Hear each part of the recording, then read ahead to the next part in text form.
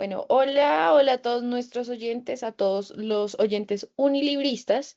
Bienvenidos a Voz Jurídica Ambiental. El espacio de hoy vamos a hablar de temas de derecho y de naturaleza para poder encontrar ese punto clave entre ambos y poder dialogar sobre la justicia, la sostenibilidad y el futuro ambiental. Hoy nosotras somos estudiantes de décimo semestre y vamos a tratar un tema muy importante que toca un punto fundamental dentro del ordenamiento jurídico colombiano y trae más allá una conciencia ciudadana sobre el procedimiento sancionatorio ambiental o el PSA.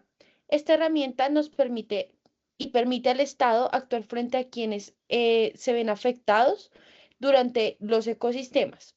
Mi nombre es María Fernanda Páez y hoy estoy con mis compañeras Valentina Millán y Xiomara Suárez. Vamos a recorrer toda la historia, todos los principios, las etapas y los desafíos de este mecanismo tan esencial que les mencioné anteriormente. Todo va a estar en base en la ley 1333 de 2009, pero también vamos a adicionar la mirada crítica y actual de este tema. Entonces vamos a empezar. Vale, ¿nos puedes comentar, por favor, cómo llegamos a este punto en la evolución del derecho ambiental colombiano? Gracias, Fer, por tu pregunta. Claro que sí. Bueno, el derecho ambiental no es estático y su historia, la historia del derecho ambiental colombiano es en realidad la historia de cómo el país aprendió a equilibrar el desarrollo con responsabilidad.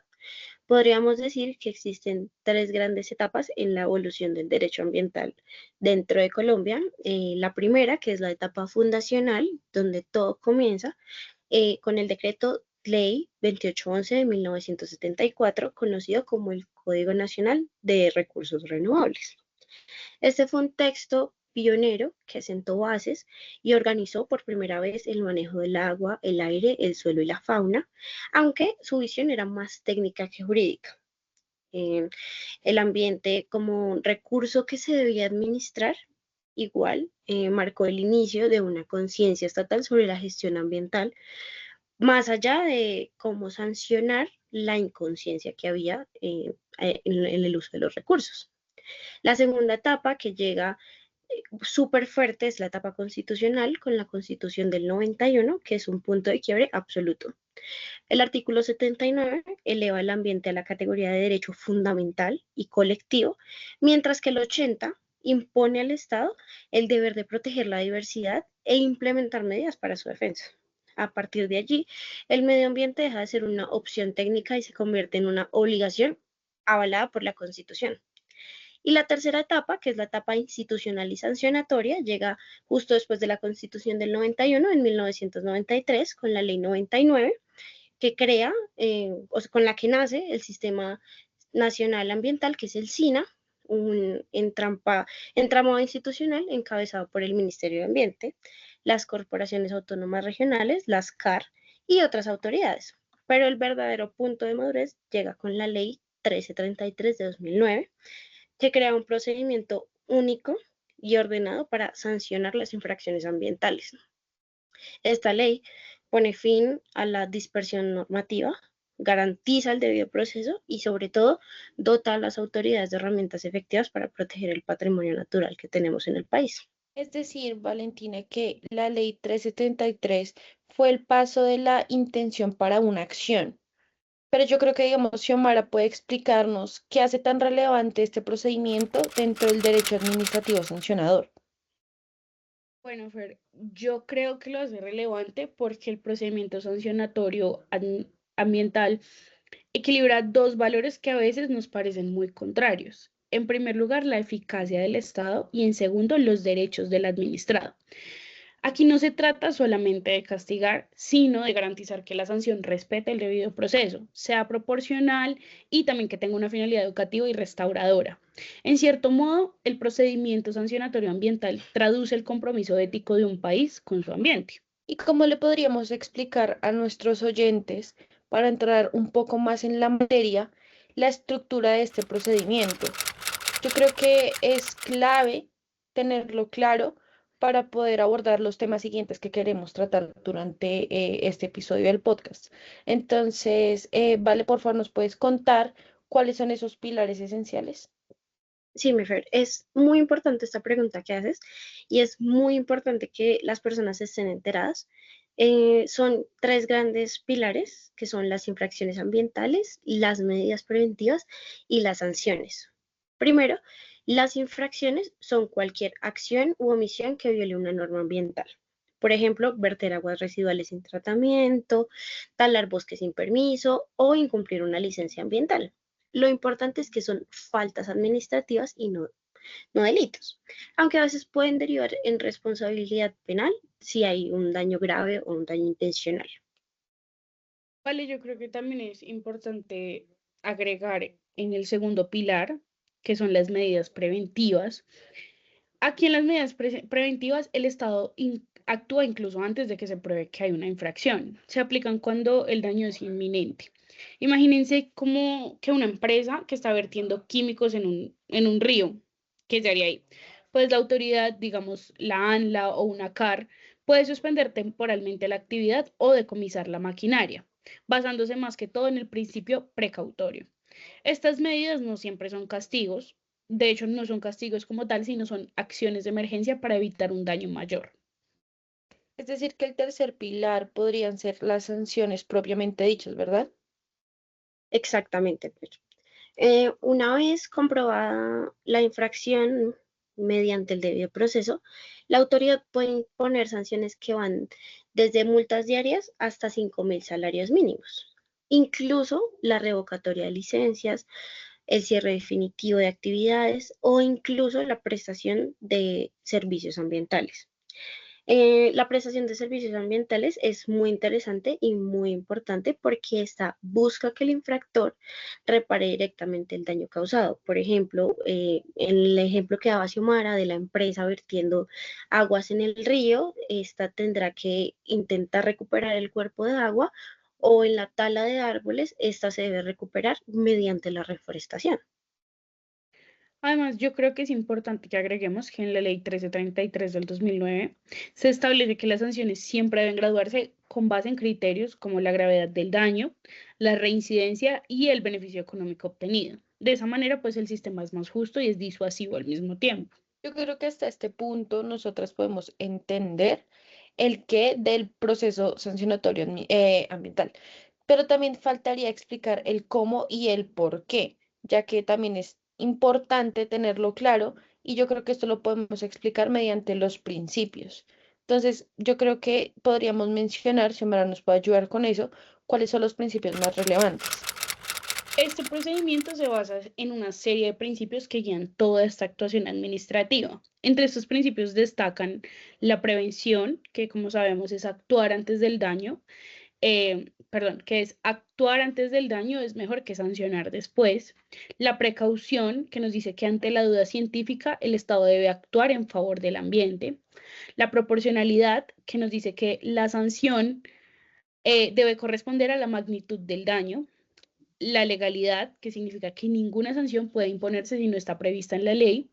La responsabilidad objetiva, que basta la existencia del daño sin necesidad de probar su culpa.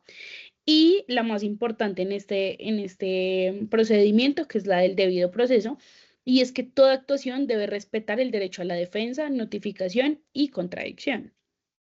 Y todo lo que dices es muy importante, Xiomara, y es muy importante mencionarlo y hacer un fuerte hincapié en esto, porque la verdad eso conecta con algo muy fundamental, que es el equilibrio entre el poder y la garantía.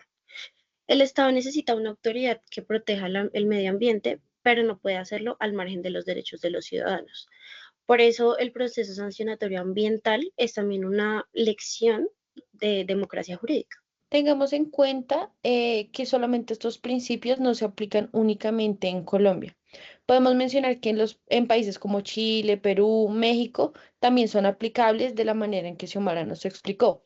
Y todos hacen parte de un mismo postulado, que es que el daño ambiental no solamente es un problema ecológico, sino que también puede ser una ofensa a la comunidad. Entonces yo creo que podemos pasar a un paso a paso un poco más puntual sobre este procedimiento y su desarrollo durante el proceso, ya que se tiene que tener claro que todo va frente a las autoridades ambientales. Sí, Fer, el proceso sancionatorio ambiental se divide en tres grandes etapas: iniciación, investigación y decisión. En la primera etapa, que es la etapa de iniciación, bueno, esta puede surgir tras una denuncia ciudadana, un informe técnico o un hallazgo en monitoreo. Si la autoridad no tiene claro el infractor, se debe abrir una indagación preliminar para buscar las causas que dieron pie a la denuncia, y cuando se encuentra el mérito, se expide el auto de apertura que notifica al presunto infractor los hechos y las normas presuntamente violadas. Es aquí donde empieza el verdadero procedimiento. Mm, yo creo que aquí la segunda etapa que seguiría es la de la investigación.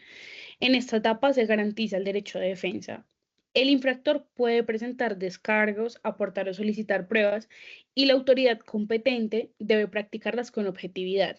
Aquí entran lo que son inspecciones oculares, los análisis técnicos, los peritajes ambientales, incluso hay hasta visitas de campo. Y ya que ustedes explican la primera y la segunda etapa, ¿cómo podríamos abordar la tercera, que sería la decisión? Bueno, la decisión se da una vez terminada toda la investigación, y la autoridad prefiere una resolución ya sea sancionatoria o ya sea de archivo. Si la resolución es sancionatoria, debe estar motivada, ultra motivada, porque debe explicar cómo se comprobó la infracción, cómo se calculó la sanción y para el infractor. Entonces, luego de recibir la notificación de la resolución, por supuesto, el infractor puede interponer los recursos de reposición y apelación: el de reposición, que es ante la misma autoridad, y el de apelación, que es ante el superior jerárquico o ante el ministerio en los casos en los que lo aplique. Esto porque se garantiza la doble instancia en el proceso. A mí me gustaría complementar, ¿vale? En lo que estás diciendo, sobre lo que estás diciendo, y es que a mí me parece algo muy valioso del proceso sancionatorio ambiental, que no siempre busca castigar. En este proceso existe la posibilidad de acuerdos de compensación o la suspensión del proceso. No siempre tenemos que llegar a estas etapas o a la etapa de decisión, por decirlo así, donde haya un, un castigo, como lo dijimos ahorita. En estos acuerdos, si el infractor se compromete a restaurar el daño, tiene más que todo esto como un enfoque restaurador, y va como acorde a los valores del derecho ambiental moderno. Es decir, que el PCA es más que un trámite, lo podemos entender como una herramienta de justicia ambiental. Yo creo que en eso las tres estamos de acuerdo. Sin embargo, actualmente yo creo que enfrenta muchos desafíos por la falta de recursos que tiene el ASCAR y los largos tiempos procesales que son evidentes. Además, la necesidad de fortalecer una educación ambiental es tan esencial que muchas veces y más en la actualidad se deja a un lado este tema, pero está adquiriendo mayor visibilidad y aún así sigue siendo como un instrumento esencial para la gobernanza ecológica. Sí, y como dijimos al principio, el derecho ambiental no es estático, y el derecho surge tras las necesidades. Entonces es importante no olvidar que detrás de cada resolución hay comunidades, hay ecosistemas y hay vidas que dependen de un equilibrio ambiental. Entonces es muy importante el proceso sancionador ambiental, porque no es solo sancionar, sino que es educar, es prevenir, es proteger, y el espíritu es el mismo que inspira la Constitución, que es un desarrollo sostenible con una justicia social. Por eso me parece que es muy importante que nosotros, los futuros juristas, comprendamos este mecanismo. Defender el ambiente no es solamente una moda, ahorita con redes sociales, ahorita con todos estos temas de visibilidad, medios de comunicación masivos y como también las redes sociales siendo tan masivas, esto se puede convertir en una moda, pero al final del día no sabemos este tipo de procedimientos, no sabemos cómo funcionan. Entonces, para nosotros que somos como el futuro legal de este país, es súper, súper importante conocerlo. Es una obligación ética y además de una obligación ética se vuelve una obligación profesional para nosotros. Y me parece importante recalcar lo que dice la Corte Constitucional. El ambiente sano es un presupuesto del derecho a la vida y su protección es tarea de todos nosotros. Es muy importante lo que mencionamos durante este podcast, por eso creo que es esencial mencionar que hemos recorrido como todo ese camino del derecho ambiental colombiano, desde el decreto 2811 de 1974 hasta la consolidación de la ley 373 del 2009, porque así entendemos un poco más cómo el procedimiento sancionatorio ambiental es el verdadero instrumento de la justicia ecológica, porque como menciona Xiomara, en tiempos de ahora que todo es tan fácil o es un poco más común Accesible. ver y accesible, ver cómo las denuncias ambientales son diarias, son mostradas, podemos como tratar de pensar de qué manera pues es sancionada este tipo de comportamientos. Asimismo, pues yo les quiero agradecer a ustedes dos, a Valentina y a Xiomara, por esta conversación que fue muy completa, muy puntual, y a ustedes, los oyentes unilibristas, por acompañarnos una vez más en Voz Jurídica Ambiental. No olviden que proteger el ambiente es una tarea para defender el futuro y esperamos verlos en una próxima ocasión. Muchas gracias.